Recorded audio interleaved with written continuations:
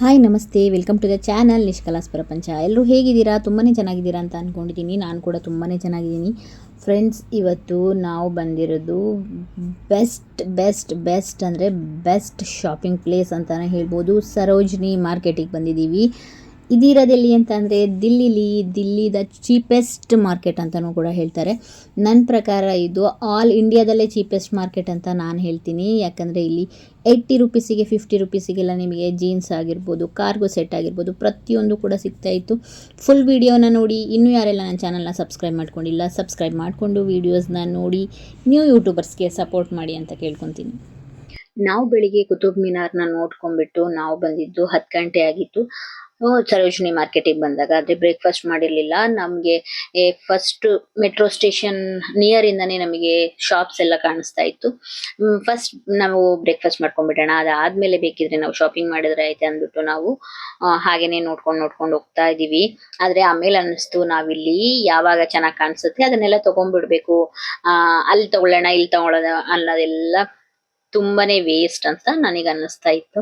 ನಿಮ್ಗೆ ಜೀನ್ಸ್ ಆಗಿರ್ಬೋದು, ಟಾಪ್ಸ್ ಆಗಿರ್ಬೋದು, all in one ladies item ಏನೇನ್ ಬೇಕೋ ಅದೆಲ್ಲ ಸಿಗುತ್ತೆ ನಿಮ್ಗೆ ಸರೋಜಿನಿ ಮಾರ್ಕೆಟ್ ಅಲ್ಲಿ. ನಿಯರೆಸ್ಟ್ ಲೋಯೆಸ್ಟ್ ಪ್ರೈಸ್ ಇಂದ ಹಿಡಿದು ಹೈಯೆಸ್ಟ್ ಪ್ರೈಸ್ ವರ್ಗೂ ಇರುತ್ತೆ. ಪ್ರತಿಯೊಂದು ಒಂದೊಂದು ಶಾಪಲ್ಲೂ ಒಂದೊಂದು ಪ್ರೈಸ್ ಇರುತ್ತೆ. ನೀವು ನೋಡಿ ಬೈ ಮಾಡ್ಬೇಕು ಅಂತ ಅಂದ್ರೆ ಮಾಡ್ಬೋದು, ಇಲ್ಲ ಅಂದ್ರೆ ಅಷ್ಟೊಂದೇನಿದಿರಲ್ಲ. ಯಾಕಂದ್ರೆ ಎಲ್ಲಾ ಶಾಪು, ಪ್ರತಿಯೊಂದು ಶಾಪ್ ತುಂಬಾ ಶಾಪ್ ಇದೆ. ನನ್ಗೆ ಅಷ್ಟೊಂದು ನಾವು ಎಷ್ಟಾಗುತ್ತೆ ಅಷ್ಟು ಓಡಾಡಿದ್ವಿ. ಪ್ರತಿಯೊಂದು ಶಾಪಲ್ಲೂ ನಿಮ್ಗೆ 150, 80 ರುಪೀಸ್, 20 ರುಪೀಸ್ ಇಂದಾನು ನಿಮ್ಗೆ ಬ್ಯಾಂಗಲ್ಸ್ ಆಗಿರ್ಬೋದು, ಜೀನ್ಸ್ ಎಲ್ಲ 80 ರುಪೀಸು, 250 ರುಪೀಸು, ಶಾರ್ಟ್ಸ್ಗಳು ಮಕ್ಳಿಗಾಗಿರ್ಬೋದು, ದೊಡ್ಡವರಿಗಾಗಿರ್ಬೋದು ತುಂಬಾನೇ ಚೆನ್ನಾಗಿರುತ್ತೆ. ನೋಡ್ತಾ ಇರ್ಬೋದು, ಇದು ಕೂಡ ಪ್ಲಾಜೋ ಸಖತ್ತಾಗಿತ್ತು. ನಾನು ಆ ಕಡೆಯಿಂದ ಬರುವಾಗ ತಗೊಳ್ಳೋಣ ಅನ್ಕೊಂಡೆ. ನಾವು ಓಡಾಡಿನೇ ಸುಸ್ತಾಗಿರೋದ್ರಿಂದ ನನಗೆ ಅದು ಬೇರೆ ಅಂಗಡಿಲಿ ಸಿಕ್ಲೇ ಇಲ್ಲ. ಅದಕ್ಕೆ ನಾನು, ನೀವೇನಾದ್ರೂ ಫಸ್ಟೇ ಹೋಗೋದಿದ್ರೆ ನೀವು ಪ್ರತಿಯೊಂದು ಶಾಪ್ ಅಲ್ಲಿ ಯಾವ್ದು ಚೆನ್ನಾಗಿ ಕಾಣಿಸುತ್ತೆ ಐಟಮು, ನೀವು ಏನ್ ತಗೊಬೇಕು ಅನ್ಸುತ್ತೆ ಅದನ್ನ ಫಸ್ಟೇ ತಗೊಂಡ್ ಹಾಕೊಂಡ್ಬಿಡಿ. ನೋಡೋಣ ಮುಂದೆ ಇನ್ನ ಅಂತ ಹೋದ್ರೆ ಆ ಐಟಮ್ ಅಲ್ಲಿ ಸಿಗಲ್ಲ. ಪ್ರತಿಯೊಂದು ಶಾಪು ಹೀಗೆ ಕಾಣಿಸಿದ್ರು ಕ್ಲಾತ್ಸ್ ಎಲ್ಲ ಚೇಂಜ್ ಇರುತ್ತೆ. ಮತ್ತೆ ಹೈಯೆಸ್ಟ್ ಪ್ರೈಸ್ ಇರೋ ಶಾಪ್ಗಳು ಇದೆ, ಇಲ್ಲ ಅಂತಲ್ಲ, ಹೈಯೆಸ್ಟ್ ಪ್ರೈಸ್ ಇರೋ ಶಾಪ್ಗಳು ಇದೆ. ನೀವು ನೋಡಿ ತಗೊಬಹುದು ಯಾವ್ದು ಬೇಕು ಯಾವ್ದು ಬೇಡ ಅನ್ನೋದು. ಚೀಪೆಸ್ಟ್ ಮಾರ್ಕೆಟ್ ಅಂತ ಅಂದ್ರೆ ಇದೆ ನಾನ್ ನೋಡಿರೋ ಪ್ರಕಾರ.